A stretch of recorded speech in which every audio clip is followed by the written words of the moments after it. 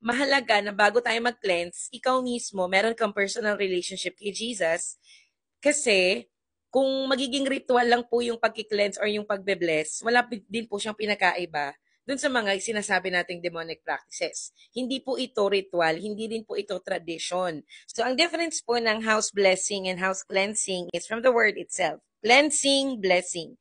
Kailangan natin munang i-cleanse yung bahay bago natin siya i-bless. Kasi kapag binless po natin siya nang hindi pa siya cleansed, parang ganun din. Nandun pa rin yung mga defiled items. Nandun pa rin possibly yung mga evil spirits na nagre-reside dun sa mga items na nasa loob ng bahay natin. Pag sinabi po nating house cleansing, cleaning.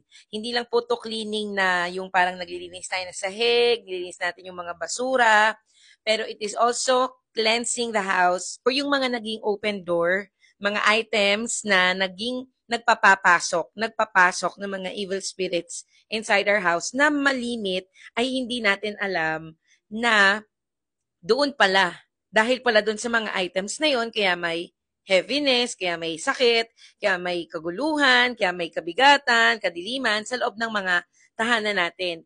Kailangan ma-open po yung eyes natin sa truth na yung spiritual realm or yung spiritual battle is very much real. Sabi po sa Ephesians chapter 6, ang kalaban daw po natin ay hindi tao, hindi nakikita ng mga mata, kundi mga makapangyarihang puwersa ng kadiliman, forces, principalities, evil spirits. So yan yung mga nandyan na hindi natin nakikita, but because they are oftentimes taking form through things, sa mga gamit, sa mga lugar, sa lupa, sa bahay, hindi tayo aware na nandun pala yung mga evil spirits na yun. And that is why, bukod po sa paglilinis ng bahay or makeover, kailangan din po ay kini-cleanse natin yung ating mga bahay, mga gamit na possibly ay infested ng mga evil spirits. Dalas tinatanong po ninyo ay kung may bayad ba ang house cleansing or house blessing. Wala pong bayad. Sa amin po, sa church namin, lahat po ng mga nagpapabless or nagpapa-cleanse ng house ay wala po kaming sinisingil na fee kasi naniniwala po kami na hindi po siya business. Freely we receive from the Lord and freely we give. There are times that the members gusto po nila kaming i-bless. Halimbawa, yung mga pastors gusto nilang i-bless, nasa sa kanila na po yun. If you want to bless the pastor, if you want to give, tawag po doon love gift, but it is not required at all. With or without love gift po, gagawin natin yung house blessing or house cleansing. And so ano na po yun? Conviction na po yun nung house owner if he or she wants to bless the pastor, but regardless, wala pong fee, wala pong bayad. Hindi po kami, again, ika-clarify ko po, hindi po kami naniningil. Maraming beses na po kami nag-cleanse ng house, nag-bless ng house, na wala naman kaming tinatanggap na bayad. And very fulfilling yun, no? Kasi alam mo na nakikita mo dun sa mismong bahay na yun, na binless or kinlens mo, ay nagkaroon ng change or breakthrough. Kalimitan po, kaya po sinasabi natin, no, maganda na you are part of a church, a Bible-believing church.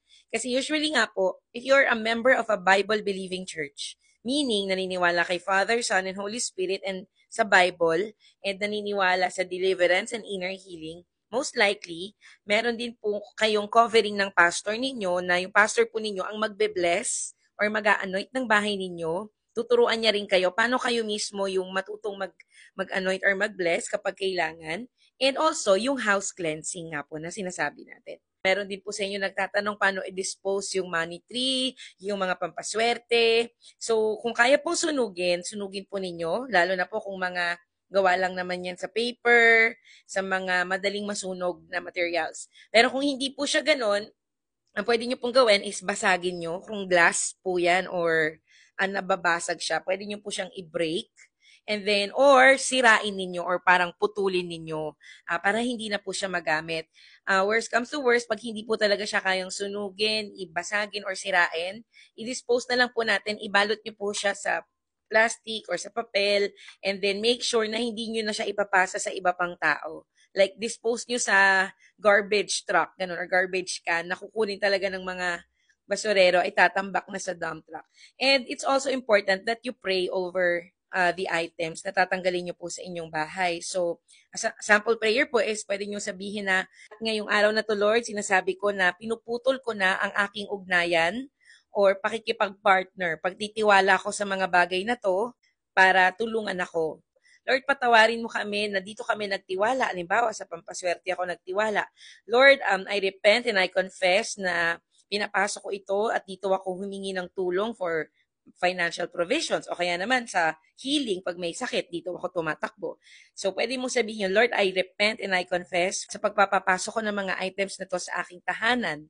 Ngayong araw na to, ginagamit ko ang dugo ni Kristo at nananampalataya ako. So, ang pinaka-crucial po talaga na part dito is yung pananampalataya mo kay Lord. Faith in God. Kapag nag-cleanse ka ng house, kapag nag-bless ka ng house mo, kailangan alam mo kung bakit mo siya ginagawa at alam mo na ginagawa mo siya kasi nananampalataya ka kay Jesus na si Lord lang yung source. Parang sinasabi mo na, Lord, sa pagsuko ko ng mga items na to na pinagtiwalaan ko, ngayon sinasabi ko, binabalik ko na sa iyo ang tiwala ko. Sa iyo ko na pinapasakop ang buhay ko, ang pera ko, ang pamilya ko, ang health ko. Diba sabi nga sa James chapter 4 verse 7, submit to God, magpasakop daw muna tayo kay Lord, saka mo tanggihan yung demonyo, resist the devil, at saka siya aalis. It's useless na tanggihan natin at tanggihan yung kalaban kung hindi ka naman submitted kay Lord. Everything roots from a personal relationship with Jesus. Magpasakop tayo sa pagkapanginoon niya, isurrender natin yung mga pagtitiwala natin sa mga fake sources or idols na ginawa natin sa buhay natin, pinapasok natin sa bahay natin, at bumalik tayo kay Lord. Magbalik loob tayo kay Lord sa pamamagitan po ng pagsisisi at pagbibigay ng puso mo, ng buhay mo kay Jesus Christ. I-dispose nyo na po yung mga items na yun. Wag na po kayong bumili, wag na kayong magpapasok kasi once na kinlens mo na yan, ibig sabihin, malinis na.